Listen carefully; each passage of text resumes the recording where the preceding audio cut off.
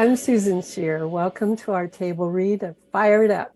Allow me to introduce the writer, Mike Vlasaty. And Barbara Condon as narrator. Travis Smothers as Alton.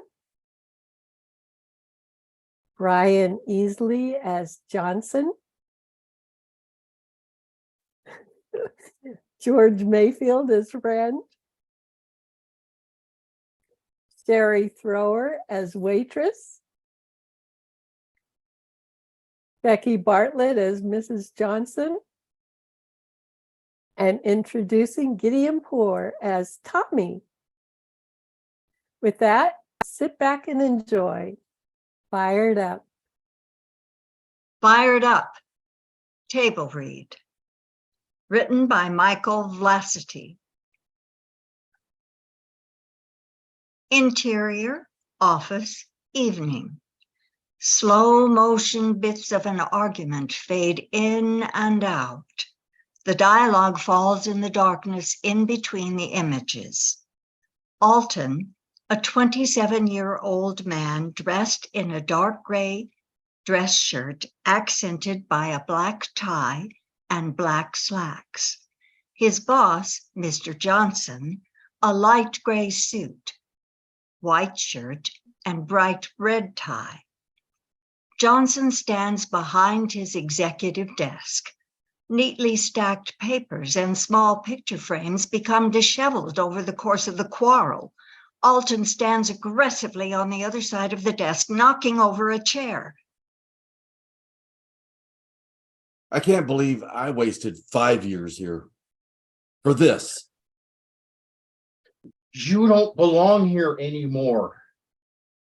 Can't you see that? I worked like a mule for you. You don't even try. What happened to you? Where's the respect? Where's your respect? Alton storms out of Johnson's office. Door slams.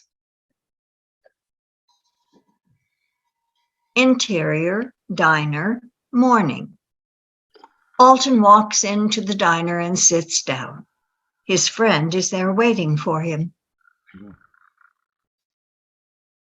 Dude, I just got fired.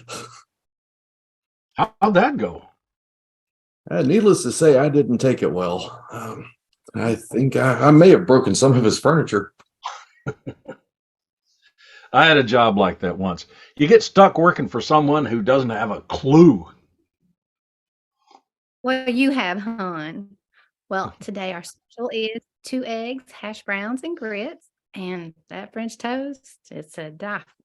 Just a cup of coffee. You want sugar with that? Black. Gotcha, hon. I don't know what I'm going to do. I mean, I really need to. His phone beeps and vibrates. He picks up his phone and sees a text. The text reads, OMG, Johnson in car accident, bad, Metro Hospital.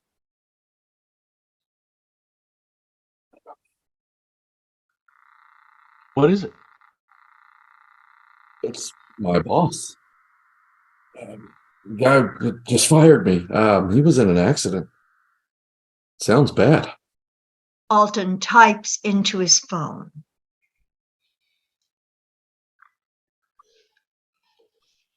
Last night I wanted to kill him, but I mean, I never imagined. I know what you mean, Alton. I worked for him for like 5 years. I need to go to the hospital and apologize for yesterday. Alton stands up and drops a $5 bill on the table. Exterior, hospital, day. Interior, hospital. Mrs. Johnson, late 30s, sits in the hospital waiting room. She is next to her son, Tommy, a 6-year-old quietly playing handheld video games. Alton is the only other person in the room. The white walls and fluorescent lights make the hospital feel cold. How's he doing? Well, the doctors aren't saying much. He's unresponsive. I can't see him yet. I don't have the words. I'm sorry.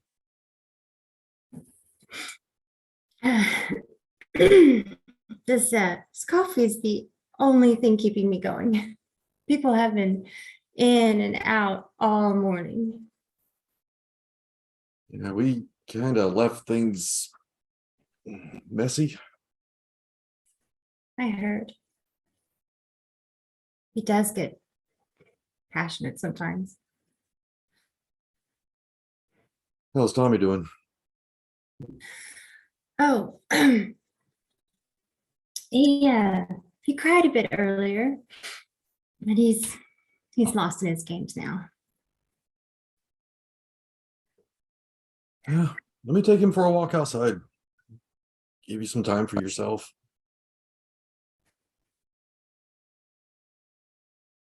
Thanks, Alton. Exterior, park, day. Alton walks with Tommy in a park outside the hospital.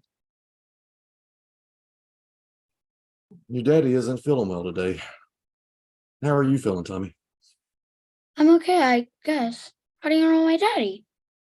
I worked with your daddy. How do you know me? I met you when you were 2, I think.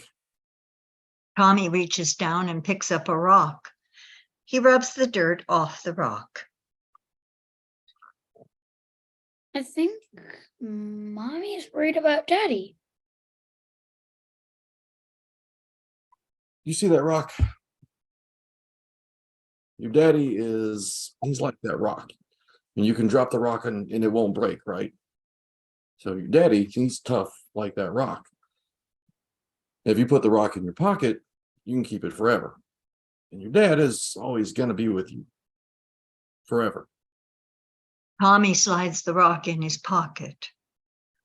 Alton put his hand on Tommy's shoulder closest to him. Tommy bends down again and reaches for another rock. Here, you try one too. Tommy picks up the second rock and places it in Alton's hand. I think that's a great idea. Interior, hospital. A long way down the hall, Mrs. Johnson is seen crying. Tommy begins running down the hallway to go to his mother. Mommy!